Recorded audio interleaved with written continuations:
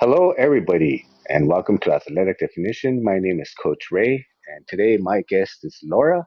Welcome to Fireside. How are you doing today, Laura? Hi, thank you so much. I'm feeling super good. I'm super happy to be there. For me, it's the first time doing a podcast and being in a discussion in front of the world. It's amazing. Then welcome. This is a pretty cool then for it to be your first Fireside. It's such a beautiful day here in California. I'm trying to do it outside, and I was going to do it in the backyard, and I had it all set up, and then the air conditioning messes up the noise. So let's try the front yard here. All right. Um, Well, for so me in France, it's not the same because I live in France and the weather is kind of cold right now because we're going into winter. And then here, when it's winter, it's very cold. okay, yeah, because we was trying to schedule you, and then I found out you lived in France, and for some reason I thought you were in Yeah. Spain competing or something like that. Uh, so Well, Well, the thing is that while you sent me the message, I was in Spain in a competition. But the thing is that I live in the Basque Country, which is in the French side. So I live like basically in Basque Country, but in France. okay, So yeah. and that way everybody listening in and people start hopping in, kind of get to know you better. Were you athletic as a young kid? Did you grow up playing sports? Oh yeah, basically, well, right now I'm 18, but I started playing my sport, Basque pelota, when I was, I don't know, when I was a very little, like 5 years old, I think. I remember like myself playing at home because I was super young. I couldn't even play in the real place, like in the real place. Like for example, the name of our place playing pilota is a trinket. So in the left wall or in the trinket, I was too young to play. So I started to play in my home with my dad as a coach, as my trainer, and with my brother, and we started to play at home. And then after, while growing around 6 years old, I think, I started to play in the real places. Okay, and what is the name of the sport again? The name is Basque Pelota. It's not well known around the world, but yeah, it's basically Basque Pelota. I don't know if you know squash or maybe handball. Handball, yes, and Pas pelota. Is that how you pronounce it? Yeah, Basque Pelota. Okay. It sounds a little bit like a basketball and ball Well, pelota. it looks like it's like handball, but like I think you have handball like which looks like maybe basketball. As handball is kind of squash. It's a mix with squash paddle. You have a lot of specialties, and then you can have playing. You need to hit the ball against the wall, but with your hand or with some rackets. There are kind of wood rackets, or you can even play with like a tennis racket against the wall. Basically, And the rules of the game. Yeah. yeah, I got to see some of the, looking into it. I saw some games and how they are. It's very interesting, but the more I started thinking about it, I'm like, wait a minute, you live in France, but you represent Team USA. Is Yeah. that how does that work? Were you born in the US or? My mom is American. She was born in the USA, and then she grew up in France. Like she came back when she was around 4 years old. So she grew up in France. But when she was around 16, 17 years old, she decided to go back with my dad in the USA to live like the young life there, to start a little bit of their life in the USA. So they stayed during four years having a job, like working. So my mom had the USA passport. She has the American identity, and then when she came back home, she decided like to give us their identity, like the US passport, to my brother and me. So first it was my brother because he's 2 years older than me, and then after she decided to give it to me too. When I just arrived, when she's gonna just give me her US passport. Like she gave me the papers, and right now I play for the USA because while being in the USA, my dad was working as as a gardener, and then he decided to, because he had time to be with the family and to like free time. He decided to take in the USA. He decided to take the the pelota side of the in the California. He decided to take in the Basque Center the pelota trainings. I would like to say trainings, but there was a lot of training because there was like few people playing pelota. He decided to take the few people playing pelota and then to train them to in order to like to increase their level of the pass pelota, and then he decided to reopen and to increase the number of players in the world championship, basically in Basque pelota, and that's why we decided to play with for the U.S. Federation, because he basically trained the U.S. Federation during, I don't know, maybe 6 years. So it was like the logical thing, the logical following for us to play for the USA, even if we live in France. Got it. And so is that sport really popular in France, or is it really popular in different parts of the world that you know of, or? Yeah, basically here it's popular because I live in the Basque Country. Well, I don't know if you know the Basque Country, but it's kind of, I would like to say, a province, which is divided into the French side and the Spanish side. So in the French side, it's kind of not rare, but it's not known by everyone. But in the Spanish side, yes, it's kind of really known. Here we have some professional players who plays like in real tournaments. But if you go, I don't know, to Mexico or to Argentina, they'll have real professional player, and their player are really known, like as very popular. They are very popular and they are very famous because of this sport. So here it's not well known, but if you go to Mexico, for example, uh, the Basque Pelota is well known. Oh, that's interesting. Yeah, And cause I'm Mexican American, but I yeah. never really got into certain sport like soccer. That's not my thing. Got into more of American football and basketball. I and I've seen the sport, but I always forget about it. And this show's kind of about giving the athlete that needs recognition that people just don't really know about. So I thought it'd be a great opportunity to bring you on. And so does that mean you speak more than one language as well? I speak French and Basque because I live in the Basque country in the French side. So I speak French and Basque. Since little, I speak English because I used to watch, I don't know, cartoons in English. So my English is not amazing, but I can make sentences, and I speak English too.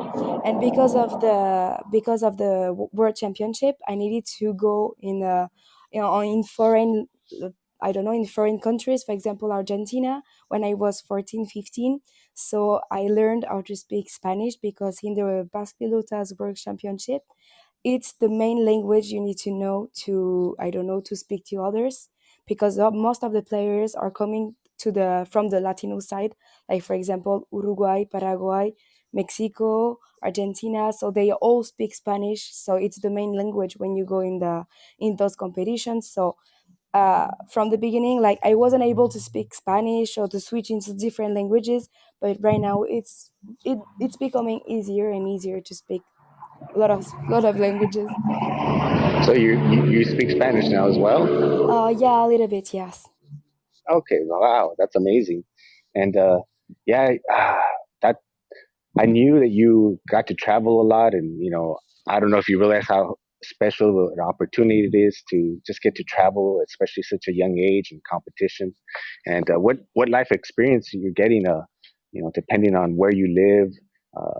A lot of people don't really get to see outside of their own neighborhood, and so the fact that you've got to travel and see different cultures, that's Well, amazing. And yeah, the thing I like the most is that, for example, I don't know, since I'm a baby, I'm going to the USA to see my family in the California side. So basically, I live with the both cultures.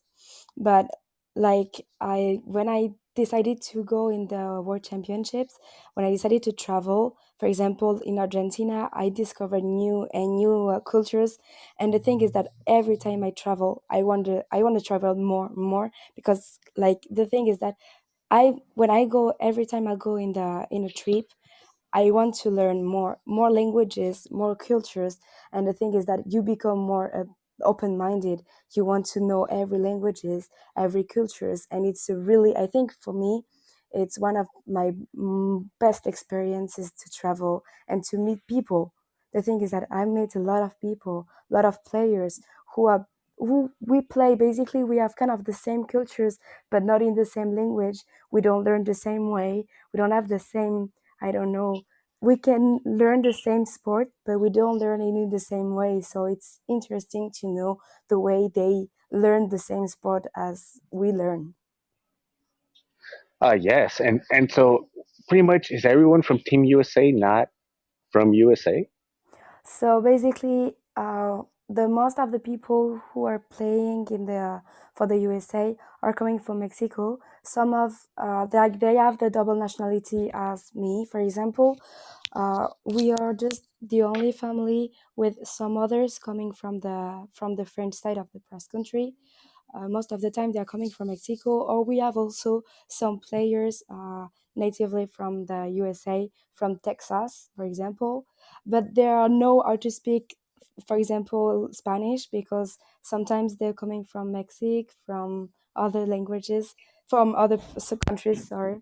So basically, we are all coming from other countries, but we have some natives American, of course, and we're trying to because it's kind of hard to play that sport because it's not well known in the United States. The thing we are trying to do is to, for example, to spread the Basque pelota in the United States. But we need time. We need time to do it. Yeah, that's a sport that definitely I've never really seen it on even on highlights of well maybe here and there of ESPN. It's really hard to see any footage of it, and for it to grow, it yeah it needs to be like on. I'm sure it's on YouTube. I think I saw some of the games on YouTube. Oh yeah, Was it? some of the games are on YouTube. You have many like videos, but you need to search them. You need to type Basque Pelota, or in French, or in Basque, or in Spanish, in any languages. You'll find some videos on Facebook, Instagram, on internet. Globally on internet, you'll find some. I'm pretty sure. And so you said you were playing that pretty much since like five. Was there any other sport that caught your interest, or did you know once you started playing that that was it? Well, when I was super young, my dad was playing at this sport. He was already like a coach for others. My brother was playing at this sport, and my family is very sportive, like a sporty family. So when I was young, I was playing. So of course, pelota. I was horse riding. I was, I don't know. I was doing some. I was swimming. I was doing a lot of sport, maybe too much. I didn't have time to do all the while growing. I didn't have time to do my sports, so I just needed to decide to cut my sport, like to decide between which one and which one I wanted to continue, and then I continue with Basque Pilota, and that's all. And Basque dance, of course, to have the culture of the Basque country, to keep it on me. And what kind of training goes on for that? Like how often do you Uh, train? How for many the Basque hours? Pilota, you mean? Yes. You need to be prepared, of course, physically. So, for example, right now I don't have a lot of time to prepare myself, but when I was before the World Championship, for example, in Argentina, I went to run with my team. We went to the mountain, for example, because it's a good training in the mountain. My dad told me that when you're going in the mountain, it's like super straight. You need to just walk like this, fast, the faster as you can, and it's a short effort, but a very intense effort. And my dad told me that in Bas Pilota, of course, you need to train by running and all this stuff. But the thing you need to do is short efforts and with a big intensity in order to be prepared by because I live like uh, you have like a different post in the game during the game. I my post is in the front, and in the front you need to be prepared because when you have the pelota coming to you, it's not on purpose. For example, it's because my back was a little bit a little bit, I don't know how to explain it, but like because it was a little bit painless, like it was a little bit less stronger than the other one, a little bit weak. So it means that when I have the ball, it's not on purpose. Like it's coming very fast. You need to be aware, like to go very fast. So basically, my trainings are like it's very intensive, but in a short time. And about how fast do you know how fast that ball travels roughly? Or it depends of the specialty, but I know that in another specialty, in my specialty, it can go, I don't know, maybe 40. It's kilometers per hour. It's not the same as miles per hour. I Okay. think it's like 30 miles per hour, Okay. 30, 40. It's kind of the same. Yeah, 30, 40 miles per hour. And the most, in another specialty of the Basque pelota, the most, the most intensive, the most fast that the balls can go, it's around 100 and I would say 130, 40, something like this, kilometers per hour, which means that they are one of the fastest sport in the world, which become a kind Yes. of, it's kind of dangerous if you don't know how to play. Not my specialty in the of the pilota, but another specialty which is part of past pilota. Got it. No, that makes sense because they're using uh, something versus like in baseball, but the pitchers are just throwing it. But you Yeah. know, some of the top pitchers are throwing at 100 miles an hour, a little bit above. Um, Yeah, it's kind of when you hit the ball, not in my specialty, but in another specialty, in which you play with a basket. When you hit the ball, it's going as fast as the basket, as the baseball. Sorry, as the baseball ball. It's this exactly the same speed. and you know, for those of us who are completely new to this sport, how many Yeah. different levels are there? How many different specialties? Oh well, of you have different specialties. For example, you can have 7 or 8 specialties. It depends of the country in which you are. So you have handball. Basically, you hit the ball with your hand.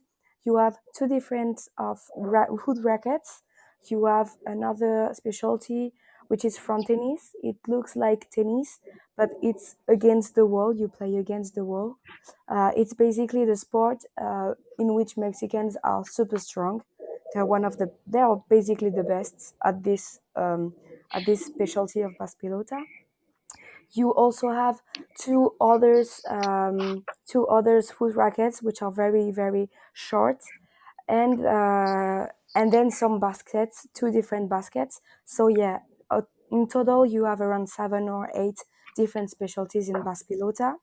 And in these specialties you have different levels, of course, because you start like, so the levels depends on the ages. At the beginning you can start to play into competitions around 6 or 7 years old, and then after each 3 or 2 years you change category. It's like football, it's like every kind of sports. You change category, you go from the littles to the youngest, from the youngest to the biggest, and then after you change, and at the end you have the junior level, and then after the senior, and in the senior you have 3 different categories. So the third one is basically not the worst one, but the worst one of the seniors. The second category is um, one of the best, but who well, like the one who don't have their place in the first category because, I don't know, because of injuries or because of this or those ones. And then the latest one, the best ones, are in the first category. And in this first category they basically like play a lot and are the best ones. And those ones are going to the world championships and to the best competitions in the world. That's all.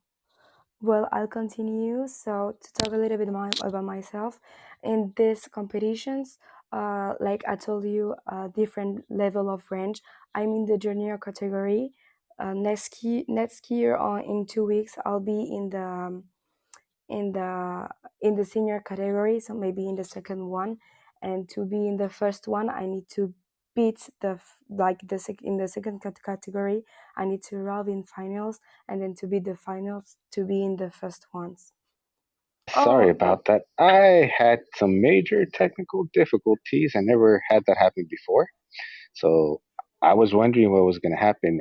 Basically, my phone said it was too hot and it wouldn't let me turn oh, it back on till it cooled down. So okay. I was like, wow, sorry about that. So It's I'm going okay. to It's okay. let me turn this back on. And thank you for the audience, people listening in. My apologies.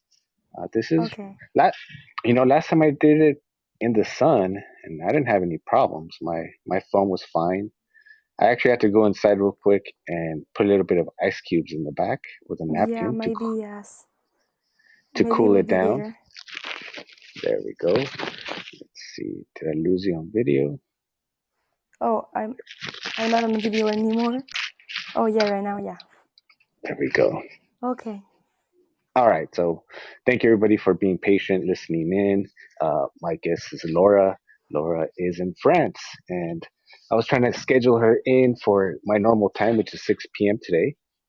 And then I realized that that's 3 o'clock in the morning for her. So couldn't do that. And I did a special edition morning one, which is kind of cool. So I don't have to worry about doing anything later on tonight. Yeah, And uh,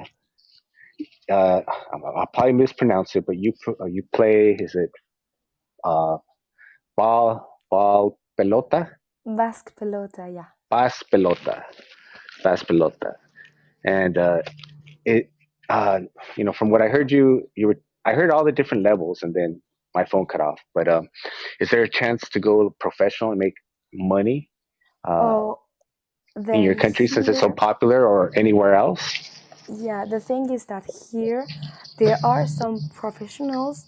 They are called semi-professionals because you cannot do this as a job because it's not well paid, and it's not like you don't play enough to be professional and to be paid to have a good salary to live. So here they are considered as semi-professional. They have a job, but their job, like in I think they have basically the same job, and their job know, like the head staff of their job, they know that they are semi-professional and that they need to go to train. They have specific schedules to in order to go to play, to have some tournaments during the weekend. But here you can be like professional, we professional, as you can be, I don't know, a footballer, a soccer professional, like a professional player. And what about as far as is it an Olympic game? Uh, so yeah, basically, it's in the Olympic game. For example, in 2023, we're gonna be in Chile for the Pan Americans. We are not in the real ones, like in the real ones. No, it's not the real ones because the Pan American are the real ones too. But like basically in the Olympic Games, for example, in Tokyo or in Paris next year, we are not gonna be there because like Pax Pilota is in option. For example, they are not the main sports in the Olympic Games. They can be taken in as options. And for Hmm. example, for Paris, it was one of the main options. But like for example, skate went just before us, like took just our place of Baspilota at the last time. So we're not in the Paris Olympic Games, Oh but we are wow, in Pan American Games.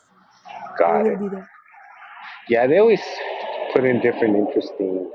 I don't know. I don't even know if you can consider them sports. Like I think they put in ballroom dancing, and um, if they did that, there's definitely other sports that deserve to get in my opinion. Dancing is Yeah, it's fun and it's talented, but a little different than someone getting a ball thrown at them at 130 miles per hour. That's a yeah, bit more dangerous. yeah, yeah. All I right, and understand. so Basically, you're going to play in the closest thing to the Olympics, which is the Panama Games in Chile next year coming up. Yeah, in 2023, yeah. Normally, yes. I'll play. I don't know right now in which specialty I'll play, but I play in my specialty, but I don't know in which uh, place of Paspelota because we have different places, three main places. We have the left wall, the trinket, and front. The name is fronton. It's basically a free wall. You have just one wall and you play, but my specialty is in left wall and trinket. And between these two, I don't know in which places I'll play. So I need to wait a little bit to know in which category they're gonna sign me up. And then, Because go ahead.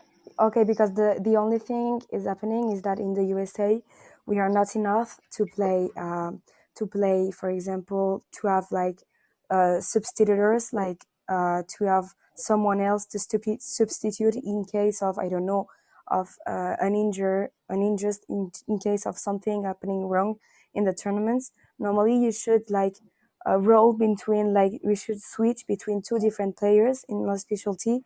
For example, normally you can choose between two different players to play and to be substitutes to substitute one to each other during the whole week. But the thing is that we are not enough in the United States Federation of Basketball.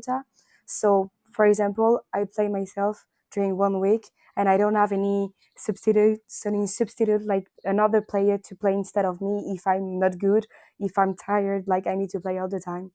And the thing is that sometimes it's not enough. Uh, Sometimes you can get injured and things like this.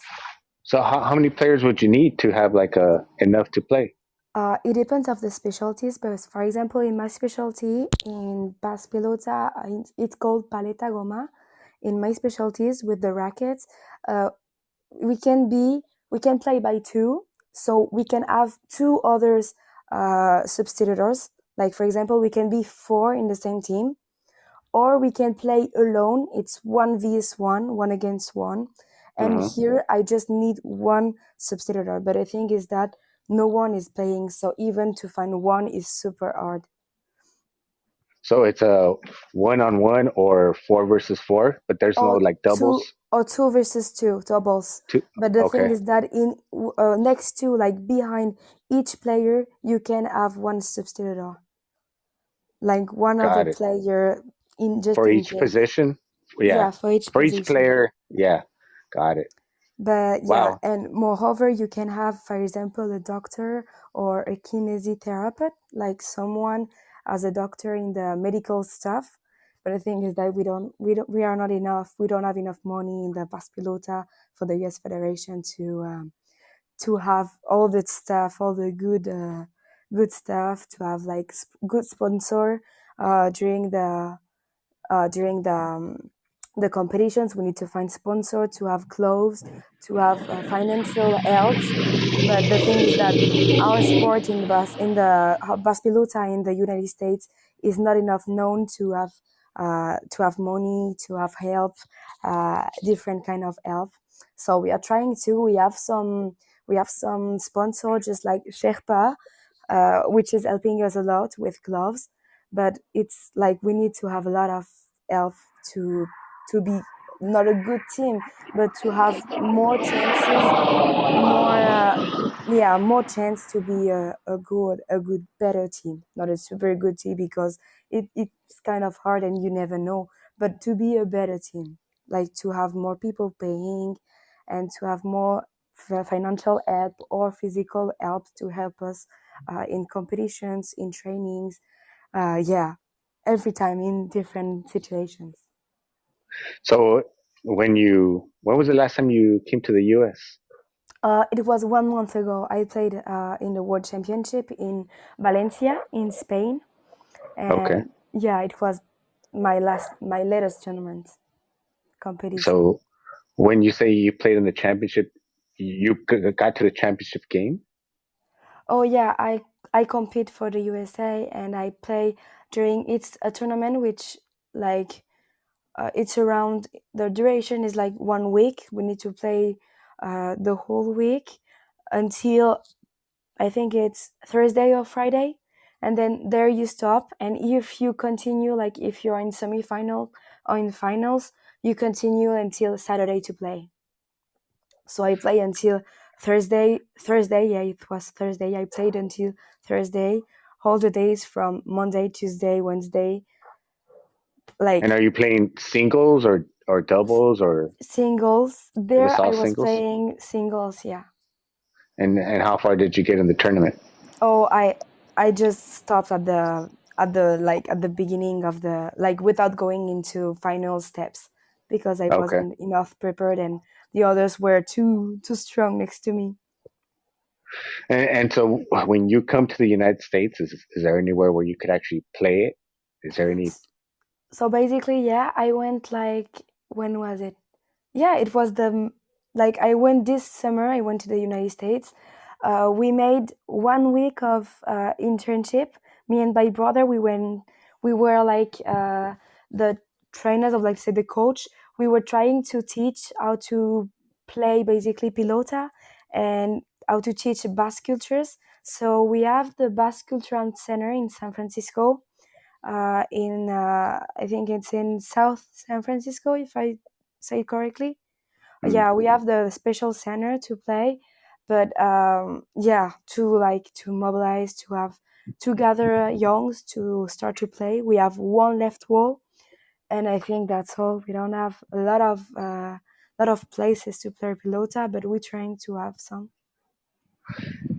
And so what is it about the center that's special? Is it like the walls are specially made so that they don't break at 130 miles an Yeah, hour, or though, so uh, you have, like, for example, in the left wall you have different sizes. For example, you have the 36 meter. So yeah, you need to know that the court is 36 meters long, or 30 meters. Mine is 30 meters long, and you need to play in those courts. But the thing is that when you hit the ball against the wall, it can break the wall because you hit it, like, fast. So you need to have a special. No, it's not a special wall, because you can play against classic walls. But yeah, basically the walls are strong, are made strongly in order to be like in order not to break when you play against. got it? And and so out of all the countries that you've been to, which one has been your favorite? So I've been to Argentina. That was my first experience, that my first competition, to Buenos Aires. So it was like the country I went, like basically the new country I knew. Like I think it's one of my best travel, because I've already been in Spain before going in my competition. I've already been in the United States before playing in the United States. So the only place I've for example, I've never been, and before playing in a competition was Argentina. So I think it's one of my best experience, because I was super young. I was 14, and then secondly, because I didn't know before going the city. I didn't know what I would find while arriving there. And then I think it's why it was one of my best experience, because it was one of the place I in one of the place I learned how to speak Spanish, and how I discover the Argentina, what I would say, the Latinos culture, their culture of living. For example, I knew that Argentinians were drinking mate every morning. Before, I didn't know what was it. And then I knew a lot of experience from that city, from that country, that were super new for me. And Mate is like their form of like coffee, right? It's like yeah, it's they the formal yeah, kind of tea. It's kind of tea, but a super strong one. I didn't yeah. want it to try because they were super strong, and the taste was. They told me that the taste is unusual for others, so I didn't try it. But like, it's kind of a super strong tea. And so you've been to Chile already, or are you looking I've forward to never that been one as in well? Chile. No, and I've never been in Chile. The first time I'll go to Chile, I hope it will be in 2023 for the competition from And the Pan and Americans. especially traveling so much for your sport, which is very cool. I would definitely want to travel as much as you have at such a young age. And um, but I'm sure COVID affected it. Did you have to stop playing or practicing for a while, or The thing is that here in France, we have like our COVID was not as, for example, in Chile. We have been super lucky because we had like some doctors with us. And the thing is that we have been in quarantine a lot of time. But thanks to the fact I was a higher sport level, even in France, I had the possibility to play even if we were not able to play, like because of uh, my study. I went to some competitions in France because we needed to stay in France, but I went to some competitions to play, to compete, and to train with others because of thanks to, not because of, but thanks to my thanks to my level, like my level, my higher sportive study. wow, okay. And I mean that's good that you got to keep training. It's a good distraction while Yeah. everything else is going on. Uh, and and then, do you see yourself competing for many more years to come? Do you want to do coaching in the future? Well, I wanna like I'm starting to become a little bit a coach because my dad is a coach for the youngest right now. Sometimes he calls me to help him, like to train a little bit the girls. For example, I train the girls sometimes when I have time and when I can.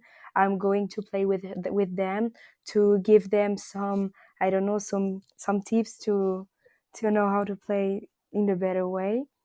And then I look forward to keep playing, of course, into competitions, international competitions, and I think I have time right now to continue playing, to continue evolving on my sport, of course, and maybe at once I'll need to stop. I don't know because of my work, because of maybe some sport injuries, or we never know. Maybe at once at this time I will start to be a coach, and if I can, if I have enough time, I'll keep playing and I'll keep coaching, maybe the both at the same time. I'll see, but I'm looking forward to do this. And then you mentioned injuries, and that can always happen, and it's tough to recover from. And the last time I spoke to you, you mentioned you hurt your back. How's Yeah. your back feeling? Right now, my back is better. The thing is that I played, so 1 month ago in the competition, I played a lot without being very prepared because I was very busy because of my. I started a new life. I'm right now in my studies. I start my studies at the university on the special school, so I needed to, the way you need to start to find an apartment to start a new life in a new city. I was kind of tired. My body was kind of tired, but I didn't have time to prepare myself to go to the competition. And I went to the competition. So my body during 1 month was really, really tired, even after the game. So, but the thing is that while coming back, I had some competitions in Basque Country. I still have some competitions, which like are around like the whole year. So you never really stop to play pelota. So when you have an injury, you need to play with it. If you can, you need to stop. But if you cannot, you need to continue and to be prepared as much as you can. And the thing is that I was playing a lot and I was super tired. And like 1 month ago, I played a lot in the competition, and then I came back from the competition. My back hurt was still hurting a little bit, and right now it's hurting a lot. So I went to the doctor, and he told me that I had an inflammation of my back, I don't know how to say it, a disc of my back. Hmm. So I have an inflammation, so I need to rest the most of the time as I can. So right now I don't play any sport anymore until tomorrow, and in 2 days I need to rest as much as I can before the next game and to reinforce my back. But I still had I've ever had an injury in my shoulder before. I don't know. It stayed around. I think it stayed a lot of time. Like it's 5 years before for my first competition in Argentina. I was injured because of my shoulder. I don't know how, but it happened. But I had like how do you say it, like ligament, an extension of my ligament in my shoulder, and it hurted a lot. But the thing is that I wanted to compete in the world championships, so I just repaired myself the best way as I could, and I went to the competition. And in the competition, my shoulder was hurting a lot, so I put some ice. And after during 2 or 3 years after the competition, I needed to go to the to the kinesiotherapist, in order to reinforce my shoulder. And sometimes when I play a lot, and I played a lot without paying attention to my shoulder, it can still hurt. So you see, even if you're like, you try to rest, sometimes you still have injuries. And I think, and I hope these injuries are gonna go, like, are gonna leave my body in, I don't know, a few years, in like, yeah, recent, like the years will come, like in 1 or 2 years I'll feel better. Yeah, depending on the injury, some can take many years Yeah, to recover, and I'm not too familiar with all the movements, but as long as you keep doing them, it's going to be hard to let them rest. But yeah, uh, yeah. I think knowing your body, and then kind of being a more, since you've been playing for so long, when to turn it up and when to kind of take it down. Yeah, I wanted to ask, because you mentioned school, and congratulations. Uh, thank you. is Do they, like in the United States, they'll pay for your scholarship for sports? Do they give you scholarships for playing? Well, here no, because it's not well known. Pelota is not, Basque Pelota is not well known in order to, like, for example, like to help us in our scholarship. But um, the thing is that, for example, in I am in a business school in Toulouse. I don't know if you know, it's in France, in a big city in France. And in this business school, they have a special schedule, for example, a special administration staff, in order to follow the higher player, like the higher sportive. And for example, higher level sportive, for example, they have special schedule if they need to go training, if they, for example, if they need to go during a whole week into competitions. uh, some of the people, some of the workers are going to help you. For example, if you need help to have your work to like to be and to have the possibility to do and your studies and your sport life and your whole Mm. your competitions.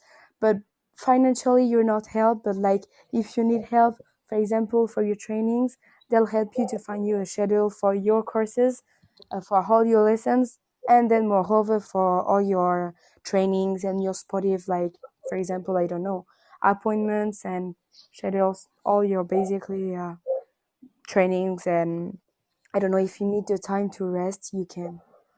It's a good thing. And so, what about if people did want to donate to the federation, or get more information on how about maybe learning how to play, or for their kids? Do you know how they can do that?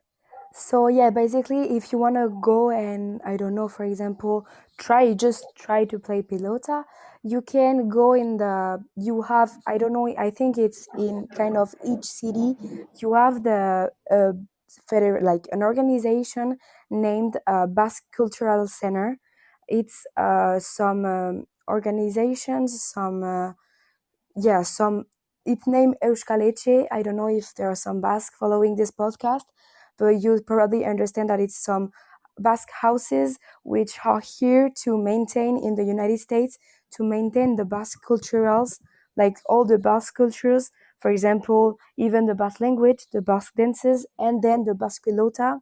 So they are playing, still teaching, if they can, some Basque lessons, some Basque pelotas lessons. And then if you want to try and train, we have some page in some Instagram, Facebook, Messenger. You can just send a message, and one of our staff, we gonna is gonna like answer you. And if you want to, I don't know in which city you are, but if you wanna try, just send a message. We're gonna tell you where you can train, where you can try to play pilota. And then if you're interested by uploading, if you have already played in Bass Pelota or in the even if it's not the same specialty as mine, you can send me a message, and I'll give you the name and some contact of the head staff. For example, the president of the U.S. Federation of Basque Pelota is going to send you a message. You can send him a message if you want. He's really kind of this. He is a lovely person to, for example, to make you linking between your city and a place in your city in which you can start to play pilota. And if you're a good player, if you know how to play pass pilota, maybe you can join us in the US federations to start to compete with us. It could be a great opportunity. If you have any questions, feel free to send me a message. It will be perfect, and it will be amazing to join the Bas Pilota team and even the US team. That would be amazing. It would be amazing just to help me, just people get active. And there's so many different sports, and some people may play a sport like, I don't know, baseball or football or Yeah. karate, whatever, dance. And it doesn't really matter as long as you're active. So maybe someone will hear this and be like, oh, I've never heard of that. Maybe they want to put in their kids just to get it Yeah, out it could be there, interesting. get Of some course. recognition to the sport and to you. Have you had the opportunity to win any championships? No, yeah. Not world championships, but here the Basque championships. Yeah, I've already won once, just once, but I've already won the tournament of the one of the Basque Pilota championship. It was And amazing. was that a singles tournament you did? It was no, it was a double tournament. I play with my I right now I play with my best friend. So yeah, she was playing with me, and we won. We both won the competition of the Basque Pilota. Yeah. It was kind of Very cool, nice. and we are like competing all the time. For example, tomorrow at 11. Yeah, I think it's at 11 of my hour, French hour. I have a game. It's the quarterfinals of the Basque tournament. So basically, yeah, we are competing all the time. Well, good luck with that, and definitely would love to have you back in the future. Maybe when you compete in Chile, and let us know how that whole experience is, or when you Yeah, get of back. course.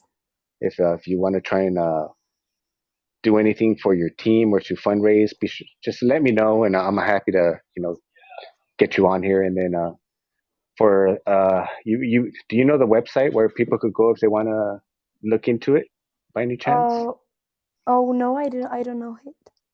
Or is it it's called the Bas Pelota Federation? They could Oh, just oh look that yeah, up. yeah, yeah. You can type it on every social network that you want. You have one on Instagram or one on Facebook. Basically, on Instagram, you can send a message.